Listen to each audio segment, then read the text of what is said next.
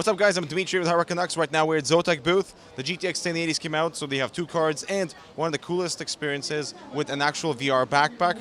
So let's talk about that now.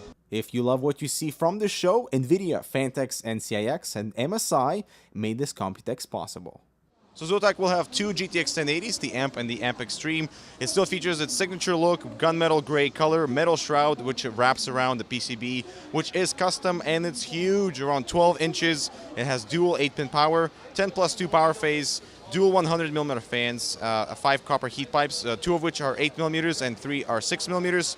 We have spectral lighting, which is Zotac's fancy wording for well, everybody's trying to come up with some fancy way to describe lighting. This is not RGB, it's going to be preset of 7 colors.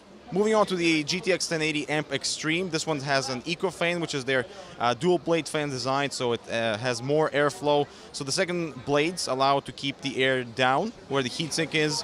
Also features spectral lighting with more spots on the shroud, and also now on the back plate with that AMP Extreme in there. It has 6 heat pipes, 4 of which are 8mm and 2 of which are 6. Dual 8 pins just like on the AMP. 10+2 power phase. It has power boost just like the AMP edition as well, which is a special capacitor to stabilize the power when you overclock, and a wraparound backplate. It is a 2.5-inch slot card, so it's gigantic. Definitely need to accommodate for case clearance, and we hope that those GTX 1080 chips will be over the top bins. And as usual, no information on clocks, but it will feature the same I/O, same 8 GB. Haven't seen anything different, but a new custom cooler from Zotac. But a really cool, awesome thing we saw today also is the VR backpack.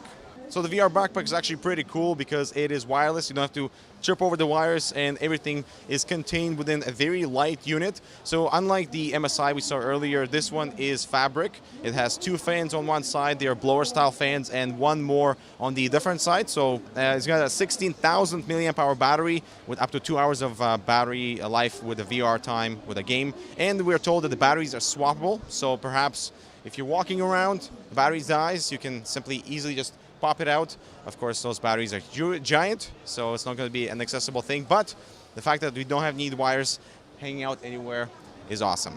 The specs for the backpack are directly taken from their smallest VR-ready PC that is also water-cooled, 980, i5, 8 GB of RAM, M.2 slot, and a pretty nice little package for all the VR goodness. So that concludes our coverage here at Zotac. That VR backpack, man, that's so awesome, not having any cables, and just I didn't feel like I was wearing a computer on my back, which is awesome. I hope you